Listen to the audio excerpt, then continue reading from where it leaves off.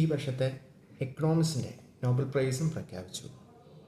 ഈ നോബൽ പ്രൈസുകളുടെയൊക്കെ ഒരു പ്രത്യേകത എന്ന് പറഞ്ഞു കഴിഞ്ഞാൽ, അല്ലെങ്കിൽ ഇതിലെ ടേംസുകളൊക്കെ നമുക്ക്, അല്ലെങ്കിൽ ആ ടേംസുകൾ കൂട്ടി യോജിപ്പിച്ചാലും അതിൻ്റെ ആന്തരിക അർത്ഥം എന്ന് പറയുന്നത് ഇച്ചിരി ഡിഫിക്കൽട്ടായിരിക്കും. അതുകൊണ്ടാണ് അവർ തന്നെ അത് എക്സ്പ്ലെയിൻ ചെയ്യുന്നത്. അതായത് ഇത്തവണത്തെ എക്കണോമിക്സിൻ്റെ നോബൽ പ്രൈസ്, അതായത് സാമ്പത്തിക ശാസ്ത്രം, അതിന് നോബൽ പ്രൈസ് എന്തിനാണ് കിട്ടിയത്? അതായത് ഒരു പുതിയ ഐഡിയോളജിക്കാണ് കിട്ടിയിരിക്കുന്നത്. പുതിയ ഐഡിയോളജിയല്ല, കാലാകാലങ്ങളായിട്ട് ലോകത്തുണ്ടായിരുന്ന ഐഡിയോളജിയാണ്. അതിനെ ഒരു ഫ്രെയിം വർക്കിലേക്ക് അവരാക്കി, അതിനൊരു തിയറി ഉണ്ടാക്കി, അതിനെ ഒരു പ്രാക്ടിക്കൽ തലത്തിൽ അവതരിപ്പിച്ചു. അത് ഒരു ഡെവലപ്ഡ് കമ്മ്യൂണിറ്റി പാലിക്കേണ്ട നിയമങ്ങളിൽ ഒന്നാക്കി കൂട്ടിച്ചേർത്തു. ഇതും ഒരു രാജ്യത്തിൻ്റെ സാമ്പത്തിക വളർച്ചയുമായിട്ട് ഇതിന് ബന്ധവുമുണ്ട്. അപ്പം എന്താണ് നമ്മളൊന്ന് അറിയണം. ജോയൽ എന്ന് പറയുന്ന ആളാണ്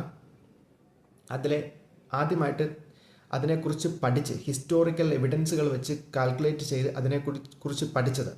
അയാൾ ഒരു പ്രബന്ധം അവതരിപ്പിക്കുകയാണ് ചെയ്തത്, അതിൻ്റെ ഒരു രീതി അവതരിപ്പിക്കുകയാണ് ചെയ്തത്. രണ്ടാമത് വന്നത് ഫിലിപ്പ് ആൻഡ് പീറ്റർ എന്ന് പറയുന്ന ആൾക്കാർ, രണ്ടുപേരാണ്. ഇവരെന്താണെന്ന് വെച്ച് ചെയ്തതെന്ന് വെച്ചാൽ അതിനൊരു തിയറി ഉണ്ടാക്കുകയാണ് ചെയ്തത്, തിയററ്റിക്കലി എങ്ങനെ ഇത് പ്രാക്ടിക്കലാക്കാം എന്ന്. അപ്പം എന്താണ് ആദ്യത്തെ കണ്ടുപിടുത്തം എന്ന് ചോദിച്ചു കഴിഞ്ഞാൽ, അതായത് ആദ്യത്തെ ആൾ ഐഡൻറ്റിഫൈ ചെയ്യുക ചെയ്തത് കുറച്ച് കാര്യങ്ങൾ. അതായത് പ്രീ റിക്വസിറ്റ് ഫോർ എന്തിനാ? Sustained growth through technological progress. അതായത് ടേം അങ്ങനെയാണ് പറയുന്നതെങ്കിലും, കാരണം ഒരു രാജ്യത്ത് ഒരു ടെക്നോളജിക്കൽ പ്രോസസ്സ് ഉണ്ടാകുമ്പം അതിന് പ്രീ റിക്വസിറ്റായിട്ട് ആ ഡെവലപ്മെൻറ്റ് ഉണ്ടാകുന്നതിന് കുറച്ച് കാര്യങ്ങളുണ്ട്.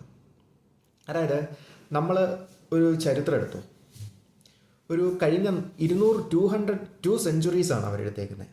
ഒരു 200 ഇയേഴ്സിനുള്ളിൽ രാജ്യത്തുണ്ടായേക്കുന്ന ഡെവലപ്മെൻറ്റുകൾ എന്തൊക്കെയാണ്? അതായത് ആദ്യമായിട്ട് ഉണ്ടായേക്കുന്ന ഒരു ഡെവലപ്മെൻറ്റ് പ്രിൻറ്റിംഗ് പ്രസ്സിൻ്റെ പേരിലാണ്. അപ്പോൾ പ്രിൻറ്റിംഗ് പ്രസ് എന്ന സംഭവം നിലവിൽ വരുമ്പോൾ സ്വാഭാവികമായിട്ട് ആ സമൂഹത്തിൽ ഒരു കോൺഫ്ലിക്റ്റ് ഉണ്ടായി. അതായത് ഇതുവരെ ഇല്ലാത്ത ഒരു ടെക്നോളജി വന്നേക്കുന്നു. അപ്പം ആ ടെക്നോളജി ഉപയോഗിക്കാൻ അറിയാവുന്നവരുടെ എണ്ണം വളരെ കുറവാണ്.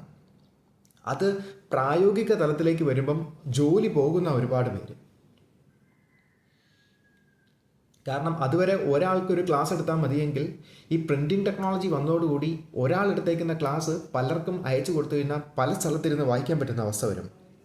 അപ്പം രണ്ട് കാര്യങ്ങൾ അവിടെ സംഭവിക്കും. ഒന്ന്, ടെക്നോളജിയുടെ ഇന്നോവേഷൻ, ഒപ്പം അവിടെ ജോബ് ലോസ് ഉണ്ടാവും. ജോബ് ക്രിയേറ്റഡ് ആവും, ജോബ് ലോസ് ആവും. രണ്ട് കാര്യവും അവിടെ സംഭവിക്കും. അപ്പം എന്താണ് അവിടെ, എങ്ങനെ ഇതിനെ കൺട്രോൾ ചെയ്യാം?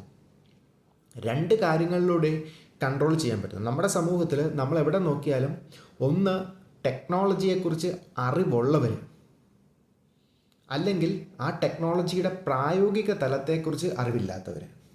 ഇങ്ങനെയാണ് ഇന്നത്തെ ഒരു സമൂഹത്തിൽ. എങ്ങനെയാണെന്ന് വെച്ച് കഴിഞ്ഞാൽ എല്ലാവർക്കും അത്യാവശ്യം കാര്യങ്ങൾ, മൊബൈൽ ഉപയോഗിക്കാൻ എല്ലാവർക്കും അറിയാം, കമ്പ്യൂട്ടർ ഉപയോഗിക്കാൻ അറിയാമോ, എല്ലാവർക്കും അറിയാം. പക്ഷേ ആർക്കും ഇല്ലാത്തത് എന്താ? ആ ടെക്നോളജി ഏതൊക്കെ മേഖലയിൽ ഉപയോഗിച്ചാൽ എനിക്ക് അതുകൊണ്ട് പൈസ ഉണ്ടാക്കാമെന്ന് അറിയാൻ മേല. പിടികിട്ടിയോ? പ്രിൻറ്റിംഗ് ടെക്നോളജി വരുമ്പം ആ സംഭവത്തെക്കുറിച്ച് കുറേ കഴിഞ്ഞപ്പോൾ എല്ലാവർക്കും കുറച്ചൊക്കെ ബോധ്യമായി, കുറച്ച് അറിവുണ്ടായി. പക്ഷേ അറിവുണ്ടായ ആർക്കും അത് ഏത് തലത്തിലൂടെ പ്രായോഗിക തലത്തിൽ എത്തിച്ച് പൈസ ഉണ്ടാക്കാമെന്ന് അറിയാൻ മേലായിരുന്നു. അപ്പം രണ്ട് നോളജാണ് ഇവിടെയുള്ളത്. ഒന്ന് ബേസിക് നോളജ്, രണ്ട് പ്രാക്ടിക്കൽ നോളജ്. ഈ ബേസിക് നോളജും പ്രാക്ടിക്കൽ നോളജും ഒരുമിച്ചാൽ മാത്രമേ ഒരു രാജ്യം പുരോഗമിക്കത്തുള്ളൂ.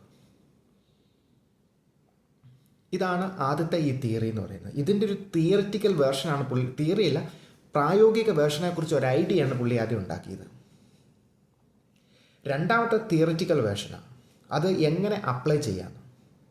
അപ്പം അപ്ലൈ ചെയ്യുമ്പം സ്വാഭാവികമായിട്ട് ഒരു തിയറി വന്നു, sustained growth through creative destruction എന്നാണ് വേർഡ് ഉപയോഗിച്ചിരിക്കുന്നത്. ക്രിയേറ്റീവ് ഡിസ്ട്രക്ഷൻ നമ്മൾ കേട്ടിട്ടില്ലാത്തൊരു പുതിയ വേർഡാണ്. വേർഡ് കേട്ടിട്ടുണ്ടാവും, ക്രിയേറ്റീവ് എന്നും കേട്ടിട്ടുണ്ട്, ഡിസ്ട്രക്ഷൻ എന്നും കേട്ടിട്ടുണ്ട്. പക്ഷേ ക്രിയേറ്റീവ് ഡിസ്ട്രക്ഷൻ എന്ന് പറഞ്ഞാൽ ഒരുമിച്ചൊരു വേർഡ് പെട്ടെന്ന് അതേട്ടായിരിക്കും. അപ്പം എന്താ സംഭവം, ഇവരാണ് ഇതിനെ എങ്ങനെ സോൾവ് ചെയ്യാം എന്ന് പറയുന്നത്. അത് എങ്ങനെയാണെന്ന് വെച്ച് കഴിഞ്ഞാൽ, നമ്മളൊരു സമൂഹം, ഒരു കമ്മ്യൂണിറ്റിയിലേക്ക് പെട്ടെന്നൊരു ഒരു ജോലി വരുമ്പം ആദ്യം അവിടെ ഉണ്ടാകാൻ പോകുന്ന കോൺഫ്ലിക്റ്റാണ്. കമ്പ്യൂട്ടർ സ്വാഭാവികമായിട്ട് വന്നപ്പം കമ്പ്യൂട്ടറിനെ എതിർക്കുന്നവരാണ് കൂടുതലുണ്ടായത്. എന്താ എതിർക്കാൻ കാരണം? അവർക്കാർക്കും അത് അറിയത്തില്ല, ഉപയോഗിക്കാൻ അറിയത്തില്ല. അവരുടെ ജോലി പോകുന്നുള്ള ടെൻഷനായി, പേടിയായി, പ്രശ്നമായി. ഒപ്പം എല്ലാവരും കമ്പ്യൂട്ടറിനെ അങ്ങ് വ്യാപകമായിട്ട് കണ്ണുടച്ച് എതിർക്കുക ചെയ്തേ. പക്ഷെ എന്തുകൊണ്ടാണ് എതിർത്തതിന് ആ ടെക്നോളജി വന്നാൽ തങ്ങളുടെ ജോലി പോയി തങ്ങൾ ഇല്ലാതായി പോകുമെന്നവർ ചിന്തിച്ചേർത്ത. അവരെ കൊണ്ട് നേരെ തിരിച്ച് ചിന്തിപ്പിക്കാമായിരുന്നു. അപ്പം ഒരു ടെക്നോളജി ഇൻട്രൊഡ്യൂസ് ചെയ്യുമ്പം ആദ്യം ചെയ്യേണ്ടത് കമ്മ്യൂണിക്കേഷനാണ്. കമ്മ്യൂണിക്കേഷൻ എന്ന് പറഞ്ഞാൽ അവിടെ ഇരിക്കുന്ന ആൾക്കാരെ എല്ലാം വിളിച്ചു വരുത്തി ഇത് ഏതൊക്കെ ഫീൽഡിലേക്ക് ഉപകാരപ്പെടുമോ ആ ഫീൽഡിൽ നിന്നുള്ള ആൾക്കാരെ എല്ലാം വിളിച്ചു വരുത്തി അവർക്കൊരു ക്ലാസ് കൊടുത്ത് അവർക്ക് ഈ പുതിയ ടെക്നോളജിയിലേക്ക് വരാനായിട്ട് എന്തെല്ലാം മേഖലകളിലെ തടസ്സം മാറ്റിയാലേ അവർക്ക് എത്താൻ പറ്റുള്ളൂ, ആ മേഖലകളിലേക്ക് തടസ്സം മാറ്റിക്കൊടുത്ത് അവരെ എഡ്യൂക്കേറ്റ് ചെയ്യുന്നിടത്താണ് ഇതിൻ്റെ വിജയിരിക്കണേ. എഡ്യൂക്കേറ്റ് ചെയ്ത് അവരെ ഈ പണി ചെയ്യാൻ പ്രാപ്തരാക്കി മാറ്റി അവരെ ഇതിന് സ്യൂട്ടബിൾ ആക്കി എടുക്കുന്നിടത്താണ് ഒരു എക്കോണമിയുടെ വിജയിരിക്കുന്നത്. ക്രിയേറ്റീവ് ഡിസ്ട്രക്ഷൻ എന്നാണ് പറയുന്നത്. അവരുപയോഗിച്ചിരുന്ന ത്രൂ ക്രിയേറ്റീവ് ഡിസ്ട്രക്ഷനാണ് ഇവർ ഈ പ്രോബ്ലത്തെ സസ്റ്റെയിൻഡ് ഗ്രോത്ത്, അതായത് രണ്ടിനെയും നിലനിർത്തിക്കൊണ്ട് പോകണം. പുതിയ അറിയാവുന്ന ആളും അറിയാൻ മേലാത്ത ആളെയും കൈപിടിച്ചുയർത്തി അവരുമായിട്ട് കമ്മ്യൂണിക്കേറ്റ് ചെയ്ത് ഈ ഐഡിയയിലേക്ക് ആകർഷിച്ച് അവർക്കതെങ്ങനെ സൂട്ടബിളായിട്ട് ചെയ്യാമെന്ന് പറഞ്ഞ് മനസ്സിലാക്കി ക്രിയേറ്റീവ് ഡിസ്ട്രക്ഷനാണ്. അതായത് അവരുടെ കഴിവിനെ വിപുലപ്പെടുത്തി അവർക്കുണ്ടാകാമായിരുന്ന ജോലി തടസ്സം അല്ലെങ്കിൽ ആ അറിവ് കുറവിനെ പരിഹരിച്ച് അത് ക്രിയേറ്റീവാക്കി മാറ്റുക.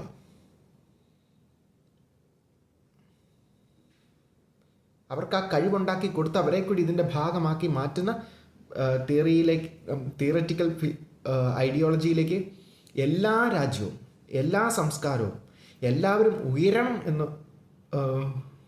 ആവശ്യപ്പെടുന്ന ഒരു തിയറിയാണ് ഇവർ പാസ്സാക്കിയിരിക്കുന്നത്.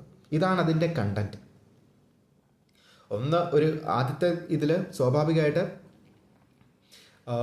എന്തെല്ലാം പ്രശ്നങ്ങളാണ് ഒരു പുതിയ ഡെവലപ്മെൻറ്റ് ഉണ്ടാകുന്നതെന്നും അത് ഉണ്ടാകാനായിട്ട് കാരണം അവരുടെ പുതിയതിനെക്കുറിച്ചുള്ള ബേസിക്കായ അറിവ് മാത്രം ഉള്ളതുകൊണ്ടും അതിൻ്റെ പ്രായോഗിക തലത്തെക്കുറിച്ച് അറിവില്ലായ്മയാണ്. എങ്കിൽ രണ്ടാമത്തെ തിയറിയിൽ ഇവർ തിയററ്റിക്കൽ ഭാഗത്ത് പറയുന്നത് എങ്ങനെ ആ കഴിവില്ലായ്മയെ മാറ്റിയെടുത്ത് അവരെ ക്രിയേറ്റീവായിട്ട് ഉപയോഗിച്ച് ആ രാജ്യത്തിന് പുരോഗതിയിലേക്ക് നയിക്കാൻ പറ്റും, അതിന് ചെയ്യേണ്ട കാര്യങ്ങളാണ് പറഞ്ഞത്. അതിന് റിസർച്ചിന് പണം മുടക്കാനാണ് കമ്പനികളോട് ആവശ്യമുള്ളത്. റിസർച്ചിന് പണം മുടക്കി കമ്പനിയുടെ പ്രോഫിറ്റുകൾ കൂട്ടാനാണ് പറയുന്നത്. ഇനി മൊത്തത്തിലൊന്ന് എടുത്ത് നോക്കാം. ഈ 200 ഇയേഴ്സിൻ്റെ ഹിസ്റ്ററി എടുത്തിട്ടുണ്ടെങ്കിൽ ഒരുപാട് ടെക്നിക്കൽ ഇമ്പ്രൂവ്മെൻ്റ് ഉണ്ടായിട്ടുണ്ട്.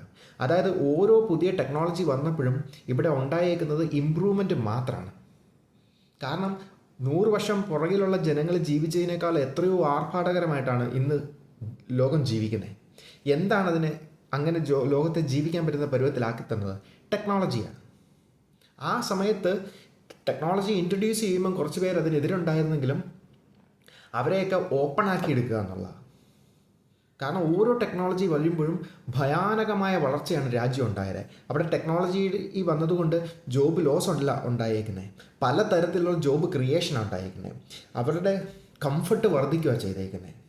അപ്പം തുടക്കത്തിൽ ടെക്നോളജി വരുമ്പം ഉണ്ടാകാൻ സാധ്യതയുള്ള എല്ലാ കാര്യങ്ങളെയും നമുക്ക് പറഞ്ഞ് മനസ്സിലാക്കി ഓപ്പൺ കമ്മ്യൂണിക്കേഷനിലൂടെ അവരെ അതിലേക്ക് ആകർഷിച്ച് പുതിയ ടെക്നോളജീനെ സ്വീകരിക്കാൻ തയ്യാറായ ഒരു മൈൻഡ് സെറ്റ് എക്കോണമിയും രാജ്യവും ബിസിനസ്സും ഒക്കെ ഉണ്ടാക്കിയെടുക്കണമെന്നാണ് ഈ തിയറി പറഞ്ഞു വയ്ക്കുന്നത്. ഇതാണ് എക്കണോമിക്സിന് ഇത്തവണ നൊബേൽ പ്രൈസ് കിട്ടിയേക്കുന്നത്.